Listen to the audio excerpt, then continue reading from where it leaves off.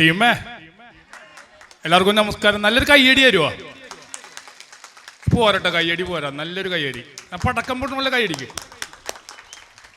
ഈ കയ്യടികളാണ് എന്നെ പോലത്തെ ചെറിയ കലാകാരന്മാർക്ക് കിട്ടാവുന്ന ഏറ്റവും വലിയ പ്രചോദനം അല്ലേ?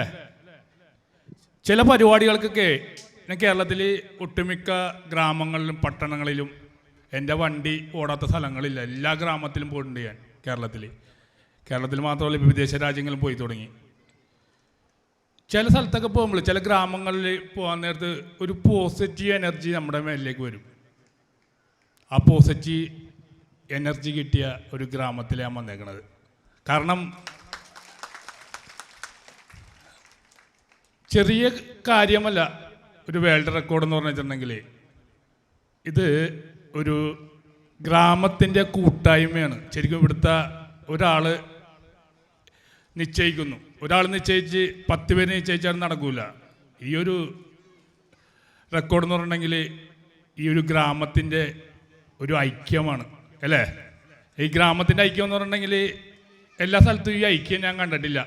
എല്ലാ സ്ഥലത്തും ഇത്രയും ആൾക്കാരും. കൂടുതൽ എനിക്ക് ഏറ്റവും വലിയ സന്തോഷം എന്ന് പറഞ്ഞിട്ടുണ്ടെങ്കിൽ അമ്മമാരാണ് ഏറ്റവും കൂടുതലുള്ളത്. എനിക്ക് ഏറ്റവും ലോകത്തിൽ ദൈവത്തെക്കാളും ഇഷ്ടം എൻ്റെ അമ്മച്ചിനെയാണ്. എൻ്റെ അമ്മച്ചിനെ അറിയോ? എൻ്റെ അമ്മച്ചി അറിയാവുന്നവരൊന്ന് കൈയടിച്ചേ. അമ്മമാരുടെ സാന്നിധ്യം എന്ന് പറഞ്ഞിട്ടുണ്ടെങ്കിൽ ഒരു ദൈവാനുഗ്രഹമാണ് അല്ലേ? അപ്പോൾ അമ്മമാരുടെ നല്ല അടിപൊളി ഡ്രസ്സൊക്കെ ഇട്ട്, ഞങ്ങളുടെ നാട്ടിലൊക്കെ ആണെങ്കിൽ ഇത്രയും പ്രായമുള്ള ആൾക്കാരൊക്കെ ഒന്നും എണീറ്റ് കിടക്കില്ല, എന്തെങ്കിലും അസുഖമൊക്കെ ആയിട്ട് വീട്ടിൽ ഇരിക്കുന്ന ആൾക്കാരാണ്. ഇവിടെ എനിക്കൊന്ന് 70 വയസ്സിന് മേലുള്ള ആൾക്കാരാണ് 50% കൂടുതൽ ആൾക്കാർ ഇവിടെ ഇരിക്കുന്നത്, വേദിയുടെ പുറത്ത് നമ്മൾ പ്രസംഗിയായിട്ടിരിക്കുന്നത്. മാവേലി നാട് വാണിടും കാലം മനുഷ്യരെല്ലാവരും ഒന്നുപോലെ ഞാൻ പഠിച്ചിട്ടുണ്ട്. ഞാൻ അങ്ങനെ കണ്ടിട്ടില്ല. പക്ഷേ ആ ഒരു ലിറിക്സിന് അനർത്ഥമാക്കുന്ന ഒരു ഗ്രാമത്തിലാണ് മനുഷ്യരെല്ലാവരും ഒന്നുപോലെ എന്ന് പറഞ്ഞിട്ടുണ്ടെങ്കിൽ ചെറിയവനോ വലിയവനോ എന്നുള്ള വ്യത്യാസമില്ല, ജാതിയില്ല, മതമില്ല അല്ലേ? എല്ലാവരും ഒരേപോലെ. രാവിലെ തുടങ്ങിയ ഒരു ആഘോഷമാണ്, ഭയങ്കര ഒരു ഫെസ്റ്റിവൽ മൂഡാണ്. നിങ്ങളോട് വന്നിട്ട് ഞാനിവിടെ ഒരു വീട്ടിലാണ് ആദ്യം വന്നത്. ഒരു 12 മണിയായപ്പോൾ വന്ന് എന്നെ കാണാൻ വേണ്ടി ഏറ്റവും കൂടുതൽ വന്നത് അമ്മമാരാണ് വന്നത്. ചേട്ടൻ എന്നെ വിളിക്കണം, മോനെ എന്ന് വിളിക്കണം. മോൻ ചായ കുടിച്ചോ, ഭക്ഷണം കഴിച്ചോ, പാട്ട് കേൾക്കാറുണ്ടെന്ന്. ഞാൻ പാട്ടുകാരനൊന്നുമല്ല. എന്നിട്ട് എൻ്റെ കട്ടൻ ചായ പാട്ട് ഭയങ്കര ഇഷ്ടമാണ്. ഞാനിവിടെ വരുമ്പോൾ ഞാൻ 2 ദിവസം മുമ്പ് സോഷ്യൽ മീഡിയയിൽ പോസ്റ്റ് ഇട്ടുണ്ടായിരുന്നു, ഇങ്ങനെ പാത്രമംഗലം ഗ്രാമത്തിലേക്ക് വരുന്നു എന്ന് പറയുമ്പോൾ ഏറ്റവും കൂടുതൽ കമൻറ്റ് എന്ന് പറഞ്ഞിട്ടുണ്ടെങ്കിൽ ടീമേ വരുമ്പോൾ പാട്ട് പാടണമെന്ന്. അപ്പോൾ എൻ്റെ പാട്ട് സ്റ്റാർ മാജിക്കിലൂടെയാണ് എല്ലാവരും കേട്ടേക്കണത്. അപ്പോൾ പാട്ട് ഞാൻ ഈ സമ്മേളനം കഴിഞ്ഞിട്ട് പാടുന്നതാണ്. നിങ്ങൾക്ക് ഒരു ഉഷാറില്ലല്ലോ, ഒരു കയ്യടി, നല്ലൊരു കയ്യടി തരുമോ? ചെറുപ്പക്കാർ മാത്രമല്ല, നമ്മൾ പ്രായമുള്ള ആൾക്കാർക്ക് ഉഷാർ വേണം. നമ്മൾ പ്രായമാകുമ്പോൾ നമ്മൾ ചെറുപ്പമാവണേന്ന് പറഞ്ഞിട്ടുണ്ടെങ്കിൽ അല്ലേ?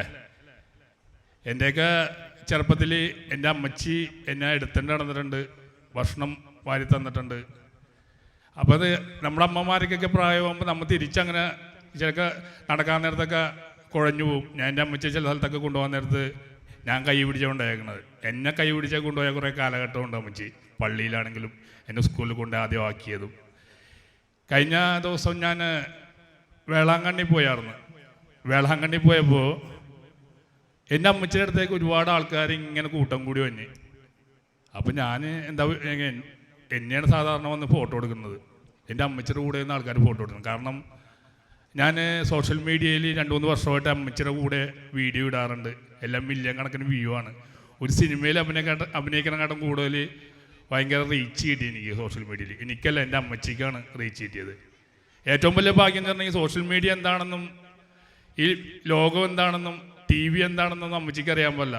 അമ്മച്ചിനോട് വേളാങ്കണ്ണി ചെന്നപ്പോൾ അമ്മച്ചിയുടെ വീഡിയോ കാണാനുണ്ട്, അമ്മച്ചിന് ഭയങ്കര ഇഷ്ടമാണെന്നൊക്കെ പറഞ്ഞ് ആൾക്കാരുടെ എണ്ണം കൂടി വന്നപ്പോൾ ഞാൻ ബോഡി ഗാർഡാകേണ്ടി വന്നു അമ്മച്ചിക്ക്. എനിക്ക് അതൊക്കെ എനിക്ക് ഭയങ്കര അഭിമാനമാണ്. എൻ്റെ അമ്മച്ചിനെയൊക്കെ ലോകം മുഴുവനും മലയാളികളൊക്കെ അറിയുന്നു എന്ന് പറയുമ്പോൾ അമ്മച്ചിക്ക് അറിയാൻ പാടില്ല. ആ ഒരു അറിയുന്നു എന്നൊക്കെ പറയുന്ന കാര്യങ്ങളൊന്നും അറിയാൻ പാടില്ല. ഈ പാത്രമംഗലം ഗ്രാമത്തെക്കുറിച്ച് എനിക്കൊന്നും അറിയാൻ പാടില്ലാത്ത കാരണം ഞാൻ എന്ത് പറഞ്ഞാലും അത് ഇതാവൂല. ഇതിനെക്കുറിച്ച് അറിയാവുന്ന ആൾക്കാർ ഇവിടെ വരും. അപ്പോൾ ഞാനെപ്പോഴും എവിടെ പോയാലും അമ്മച്ചിനെ കുറിച്ചാണ് കൂടുതൽ പറയുന്നത്. കാരണം വെച്ചിട്ടുണ്ടെങ്കിൽ എൻ്റെ അമ്മച്ചിയുടെ പ്രാർത്ഥനയാണ് എനിക്ക് ഏറ്റവും കൂടുതൽ വേദികളും ഏറ്റവും കൂടുതൽ രാജ്യങ്ങളിലൊക്കെ പോകാൻ പറ്റിയേക്കണത്. ഞാൻ എനിക്ക് വേണ്ടി പ്രാർത്ഥിക്കാറില്ല. എൻ്റെ അമ്മച്ചി പള്ളി പോണതും എല്ലാ കാര്യത്തിനും പോണതും എനിക്ക് വേണ്ടിയാണ്. ഞാൻ ഏറ്റവും കൂടുതൽ എൻ്റെ ലൈഫിൽ വിളിച്ചേക്കണത്, നിങ്ങളൊക്കെ ഫോൺ ചെയ്യുമ്പോൾ ഹലോ എന്നല്ലേ വിളിച്ചേക്കണത്. എനിക്ക് ഏറ്റവും കൂടുതൽ അത് വിളിച്ചേക്കണ അമ്മച്ചിയെന്ന് വിളിക്കും ഞാൻ ഇന്നലെ ചിക്കൻ മേടിച്ചു കൊടുത്തിട്ടുണ്ട് അമ്മച്ചിക്ക്. അപ്പം അമ്മച്ചി ഞാൻ ഇന്ന് രാവിലെ വിളിച്ചപ്പോൾ പറഞ്ഞു, എടാ ചിക്കൻ വെച്ചിട്ട് എരിവർച്ചി വെച്ചിട്ടുണ്ടെന്ന് പറഞ്ഞു. ചിക്കൻ കൊച്ചിക്കാരെ എരിവർച്ചിയാണ്.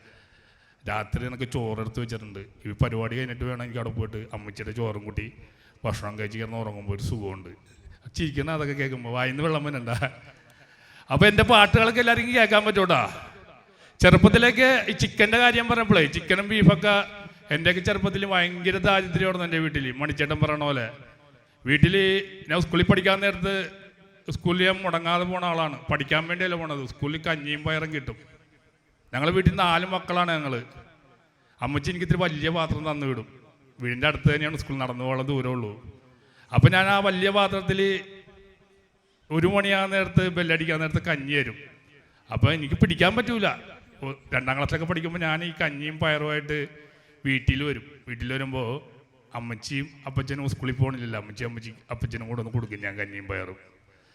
ആ സമയത്തൊക്കെ വീട്ടിൽ ഫുൾ ടൈം കഞ്ഞിയാണ്ട. ആഴ്ചയിൽ ഒരു ദിവസമാണ് ചോറ് കഴിക്കുന്നത്.